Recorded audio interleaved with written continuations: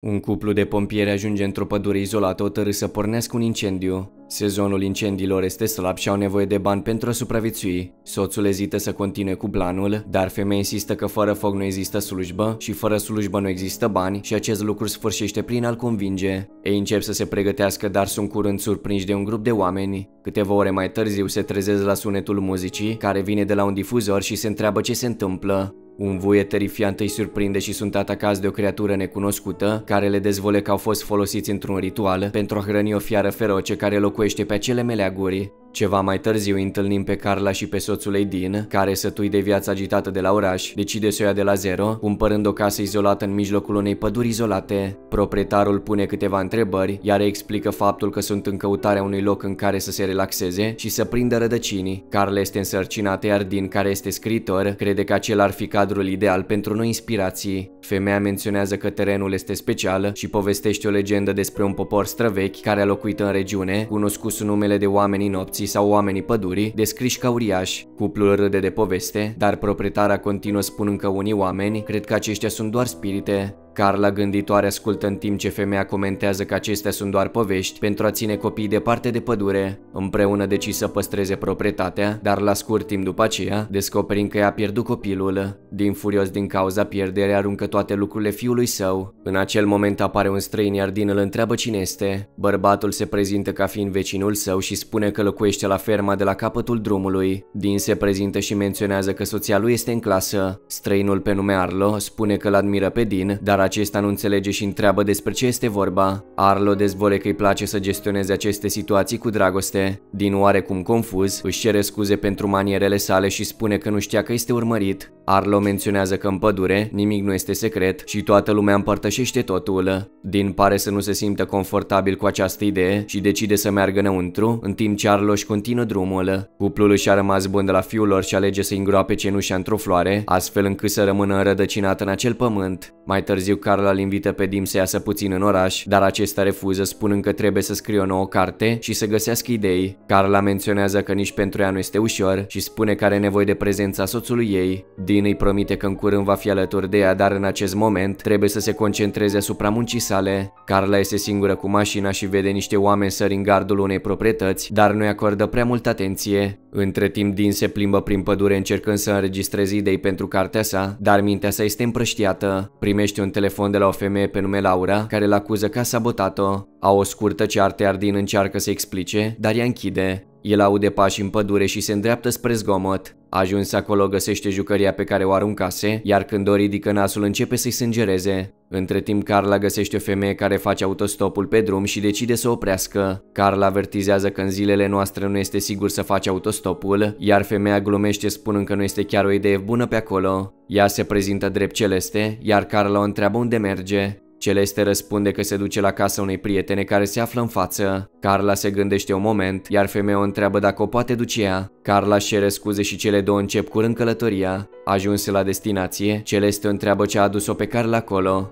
Carla dezvăluie că intenția a fost doar de a scăpa de rutina orașului, dar Celeste afirmă că nu este complet sinceră cu ea însăși. Apoi Carla mărturisește că de fapt au venit să-și construiască o familie, dar s-au pierdut în acest proces. Celeste înțelege situația și menționează că se va întâlni cu grupul ei, care este format din oameni primitori care acceptă totul fără să judece, sugerând că i-ar putea întâlni într-o zi. Celeste îi mulțumește pentru plimbare și și-a rămas bună, mergând să-și întâlnească grupul, care o primește cu bucurie. Carla se întoarce acasă și împărtășește lui Dean că a adus cu mașină o femeie care îi amintește de bărbatul menționat de el, menționând că există mulți ca el acolo. De asemenea, Carla menționează că i-a plăcut energia lui Celeste, iar Dean se bucură că își face noi prieteni. În acel moment, Carla vede o jucărie și întreabă ce este. Dean spune că a găsit-o aruncată în pădure, comentând că ar fi putut fi un coiot care a luat-o din gunoi. Acest lucru tulbură pe Carla, care nu poate să nu se gândească la fiul ei. Între timp, grupul de fanatici ai spiritelor se adună, iar Arlo explică faptul că creatura are nevoie de o nouă gazdă, deoarece este pe moarte și ei nu pot lăsa să se întâmple asta. Ei încep să danseze frenetic și să se distreze în timp ce fiara care rătăcește prin pădure le percepe devotamentul. Aflată în patul ei, Carla aude sunetul puternic al muzicii și încearcă să-l sune pe Dean, dar sfârșește prin a decide să meargă singură. Ajungând acolo, ea observă cum toată lumea se distrează nepăsător și chiar se entuziasmează de asta, dar când Celeste o invită să li se alăture, starea de spirit se schimbă și alege să se întoarcă acasă. Mai târziu Celeste merge acasă la Carla și bate la ușă, întrebând-o dacă întrerupe ceva. Carla afirmă că nu face nimic. Celeste comentează că se ducea să înoate și o invită să vină cu ea. Carla ezită, dar femeia este convingătoare. În timpul băii, Celeste dezvole că a plecat de acasă la 16 ani, iar Carla o întreabă cum a fost acea experiență. Celeste spune că este eliberatoare. Ea percepe curând o energie negativă în Carla și o încurajează să se deschidă. Carla explică faptul că era însărcinată când s-au mutat, dar a sfârșit prin a pierde copilul și fertilitatea. Îi mulțumește prietenei sale pentru că a ascultat-o, dar în acel moment ceva este aruncat în apă, sperindu-le pe amândouă. Celeste se entuziasmează afirmând că este un semn că creatura observa prezența Carlei. Ea o întreabă pe Celeste dacă chiar crede în aceste povești, iar ea răspunde ferm că da, explicând că spiritul pare să aibă o afecțiune specială pentru Carla, ceea ce face clar că bestia o pândește. Acasă, Carla îi comentează lui Dean despre întâlnirea cu Celeste și menționează că au fost invitați să cunoască oamenii munților. Dean găsește totul absurd și refuză să meargă, dar Carla insistă și cere să o însoțească. Observând fericirea soției sale, Dean decide să-i facă pe plac și acceptă să se întâlnească cu grupul. Ajunși acolo, îi întâlnesc cu oameni care se comportă sălbatic. Cuplul găsește scena ciudată, iar Celeste le sugerează să li se alăture. Carla spune că intenționează să aștepte până se termină totul, dar curând femeile încep să se frece de Dean, ca și cum ar fi feline, iar acesta întreabă ce se întâmplă în timp ce Carla îl roagă doar să observe. De îndată ce devotamentul se încheie, Celeste aleargă să o îmbrățișeze, radiantă de speranța prietenei sale. Toată lumea întâmpină cuplul cu bucurie, ca și cum ar face parte din aceeași familie, dar tot li se pare totul foarte ciudat. Celeste prezintă cuplul, dar și pe frații de suflet, care se prezintă spunând același lucru ca Arlo: noi vă iubim. Ei le mulțumesc pentru afecțiune și menționează că au dus niște prăjituri relaxante, dar o femeie se simte ofensată și înainte de a pleca îl întreabă dacă glumesc. Ei își cer scuze în fața grupului spunând că nu au știut, iar Celeste îi liniștește pe toți, afirmând că este în regulă. Ea îi aduce la Arlo, care meditează, dar se ridică repede când îi vede, cu un zâmbet pe față, spunând că spiritul i-a recunoscut. Arlo comentează că știe deja că ea s-a întâlnit cu spiritul și întreabă dacă a avut ocazia să-i cunoască pe cei cu sânge nou. El spune că aceștia se referă la noi membri ai familiei pe care i-au întâlnit mai devreme și Dean își amintește că au spus că sunt fanatici. El menționează incidentul cu femeia și Arlo spune că îi preferă să-și țină capul pe loc. Arlo vorbește despre locuitorii originali ai locului, despre băștinașii care protejează spiritul și dezvole că a cercetat mult mai mult. El spune că profesoara sa, Iana, a început această muncă și că el îi continuă cu moștenirea. Mai târziu, în timp ce toată lumea vorbește, Arlo decide să elibereze consumul băuturii, dezvolând că ei o produc singuri. Dean întreabă despre un bărbat mai în vârstă, iar Arlo răspunde că este William, care și-a făcut deja trecerea, ceea ce îl derutează pe Dean. Femeile schimbă de asemenea cuvinte, dar River refuză să bea, deoarece Lonei nu-i plăcea să-și întunece simțurile, iar Clear o întreabă cum o cunoștea pe Lona, River răspunzând că spirituală. Jerry comentează că puțina băutură făcută în casă nu strică și Carla întreabă unde este Lona acum. Jerry răspunde că este prezent în toată pădurea. Celeste, emoționată, spune că mâine va fi cu spiritul, conform celor spuse de Arlo. Celelalte femei cer să fie calmă pentru că este încă tânără. Jerry o consolează pe Carla cu privire la pierderea ei, spunând că toți cei de acolo au probleme nerezolvate. Profitând de distragerea atenției tuturor, River își toarnă băutura pe podea și anunță că se duce să mai ia. Această ieșire li se pare suspectă, deoarece River refuzase să bea înainte. Ea intră într-o cameră și începe să fotografieze diverse lucruri, trimițând mesajele unui bărbat pe nume Gil. În timp ce face acest lucru, ea aude un par căzând și devine alertă, hotărând rapid să plece de acolo.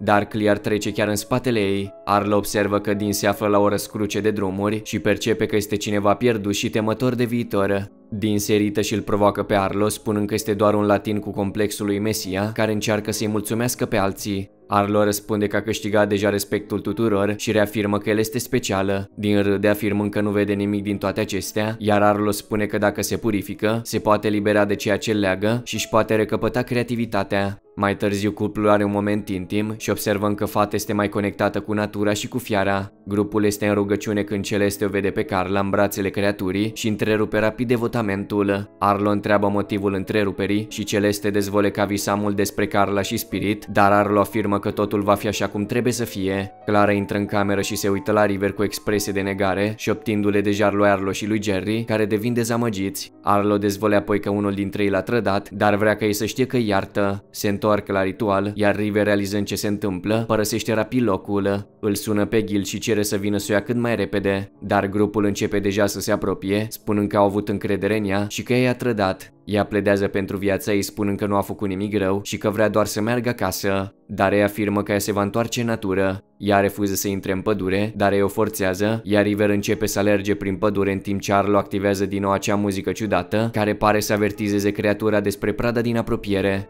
Auzind urletele, River aleargă disperată și sfârșește prin a se împiedica de niște crengi. Este îngrozită să vadă degete de om pe pământ. Ea aleargă în căutarea lui Gil, dar fiara o găsește prima și curmă rapid viața. Carla este acasă când primește un mesaj de la Laura, care o informează că Dean încă încearcă să o contacteze, cerându-i iertare, dar îi garantează că nu va mai păstra legătura cu el. Carla, la citirea mesajului, nu poate răspunde și plânge, în timp ce Dean merge în pădure, își pune căștile și încearcă să scrie, dar zgomotele bestiei atrag atenția. El devine curând alert când bestia începe să alerge în jurul său și simte o durere puternică, care îl face să îngenuncheze la pământ. După aceea se comportă ciudat și râde degeaba, mulțumind pentru mica plantă în care a rămas cenușa fiului său. În timpul nopții, Dean este încă în pădure și călărește fericit. A doua zi, Carla își caută soțul și găsește o scrisoare în care îi se cere să se întâlnească cu el în pădure. Când Carla merge să-l întâlnească, este surprinsă de Dean, care pare a fi extrem de fericit și dezvăluie că a petrecut toată noaptea scriind acolo și că acum se simte liber. Carla găsește totul foarte ciudat, iar el spune că trebuie să se întoarcă la scris și și-a rămas bun de la ea. Carla decide să se refugieze la grup, iar Celeste o primește rapidă. Clara menționează că River a făcut unele greșeli, dar că toată lumea o poate ierta. Ei încep un alt ritual și de data aceasta Carla decide să participe și se distrează foarte mult. La un moment dat, ea și Celeste se apropie foarte mult și ajung să se sărute. În timp ce toată lumea sărbătorește spiritul, acesta decide să dea înapoi devotamentul, răgnind cu putere, ceea ce îi face pe toți fericiți, inclusiv pe Carla, care acum crede în existența creaturii. În timp ce Carla se odihnește în poala lui Celeste, Arlo comunică că spiritul vorbește cu el și afirmă că a fost ales, ceea ce îi face pe toți să sărbătorească, deși Carla și Celeste nu înțeleg. Mai târziu, Dean se trezește singur acasă și o caută pe Carla, găsind-o întinsă alături de restul grupului. El devine extrem de revoltat să o vadă aproape goală și o întreabă dacă Arlo i-a drogat soția, aruncând rapid un pumn în Arlo și încercând să-l atace, dar Celeste îl oprește.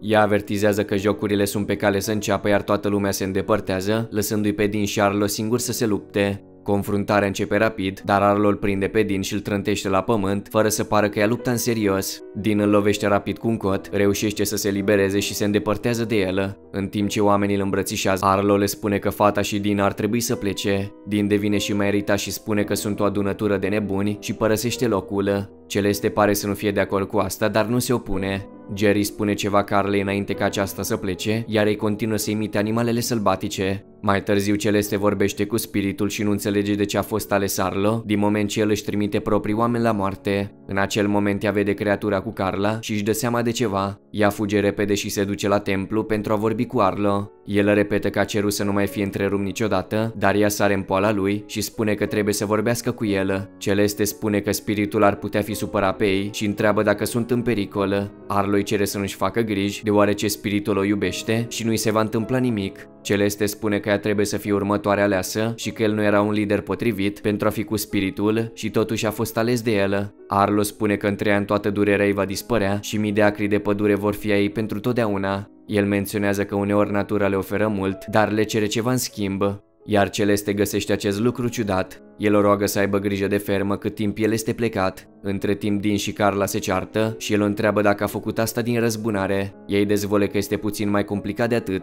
El o întreabă dacă a făcut ceva, dar ea refuză să spună. El spune că în timp ce el scria cartea, ea practica o orgie cu Celeste. El spune că intenționează să nu mai scrie și asta îi atrage atenția. El spune că acel loc are ceva special și că intenționează să scrie despre uriașii munților. Dean spune că s-a gândit și spune că trebuie să meargă acasă și că nu știe dacă sunt în siguranță acolo. Carla refuză rapid și spune că nu este pregătită să plece. El o întreabă dacă se simte la fel de singură ca și el. Ea dezvăluie că da și de asemenea simte că a fost chemată în acel loc. Dean spune că ar trebui să plece, ca și cum acel loc le-ar fi adus ceva. A fost durere și suferință, deoarece el se simte ca un om ratat, pentru că nu a putut avea nici măcar un copil. Dean părăsește locul și merge în oraș. În timp ce fumează o țigară, o vede pe River pe un afiș cu persoane dispărute. Îi face o poză și în mașină face niște cercetări despre grupul lui Arlo. În timpul nopții, Arlo vizitează pe Carla și își cere scuze pentru ce s-a întâmplat mai devreme. Ea își dă seama că minte și cere să spună ce vrea. El o întreabă dacă a înțeles ce fac ei în pădure, iar Carla îi răspunde că toată lumea își așteaptă rândul pentru a deveni o creatură. Îi cere să o lase în pace, dar Arlo insistă, spunând că ea a fost cea aleasă și o întreabă dacă înțelege măcar ce înseamnă asta. Ea spune că nu înțelege nimic din toate astea și este aproape sigură că nu vrea să devină un uriaș păros. Ei dezvăluie că nu ar fi ea, ci fiul ei, ceea ce o menționează și o face să-i ceară să plece. Arlo menționează că își iubește munca, dar că uneori trebuie să facă ceea ce este necesar și o atacă rapid cu un cuțit. Ea se trezește înconjurată de cult și cere ajutorul lui Celeste, dar nu primește niciun răspuns. Arlo afirmă că este dificil, dar este onoare să moară de mâna spiritului, mulțumind și declarându-și dragostea. Între timp Dino caută, dar nu o găsește și se teme de ce e mai rău. Arlo spune că el va începe ritualul și că la fel ca William, și ea se va întoarce. Le cere tuturor să închidă ochii și să țină capul plecat pentru a nu irita spiritul. Își pune piciorul pe un buștean și folosește un baston pentru a lovi, dar nu se întâmplă nimic. Deci încearcă din nou. Luminile se sting și creatura decide să se arate, apropiindu-se și observând cuțitul înfipt în Carla. Urlând, se apropie de William și sfârșește prin a-l ucide pe bărbat, lăsându-i pe toți în stare de șoc. Din încă în căutarea Carlei, găsește un bărbat din grup care a descoperit despre ce scria. Omul îi dezvăluie că adevărul nu poate părăsi pădurea, la care Dean răspunde că nu-i pasă de asta și că vrea doar să-și găsească soția. El încearcă să treacă, dar bărbatul îl oprește, îl trântește la pământ și încearcă să-l omoare. Dean scoate un creion din buzunar și reușește să lovească ochiul atacatorului. Fără să piardă timpul, fuge să o ajute pe Carla, în timp ce bestia îi masacrează pe toți cei din cult. Dean sosește în acel moment și o ridică pe Carla, strigând după Celeste, însă femeia este paralizată și incapabilă să se miște. Bestia care răgnește la ea nu provoacă teamă, iar femeia țipă înapoi. Carla vrea să se întoarcă pentru a salva prietena, dar Dean o oprește, spunându-i că nu pot înfrunta asta. În acel moment, Arlo îl lovește pe Dean în cap cu o piatră, făcându-l să cadă. El se apropie și îl înjunghe pe Dean, spunând că nimeni nu trebuie să știe despre ei. Arlo înaintează pentru a ucide pe Carla, dar apare creatura, îl lovește pe Arlo în cap și îl ucide rapid. Văzând acest lucru, Carla țipă îngrozită, dar fiara se apropie încercând să o calmeze, arătând că nu este o amenințare. Dean încearcă să reacționeze și atacă creatura în gât, dar este aruncat la pământ și leșină. În timp ce fiara cade, aceasta se tărăște spre Carla și atinge burta. Carla înțelege semnificația acestui lucru și îl ține de mână pe Dean, care îi dezvăluie că nu va rezista mult și și-a rămas bun de la soția sa. Carla se ridică, își dă jos toate hainele și aleargă disperată prin pădure. Ceva mai târziu descoperim că Celeste a devenit liderul grupului, transmițând învățăturile sale noilor studenți. Carla este acum o creatură, iar noi descoperim că a devenit mamă, încheiind filmul. Dacă acest video v-a plăcut, lăsați un like și abonați-vă. Mulțumesc pentru vizionare!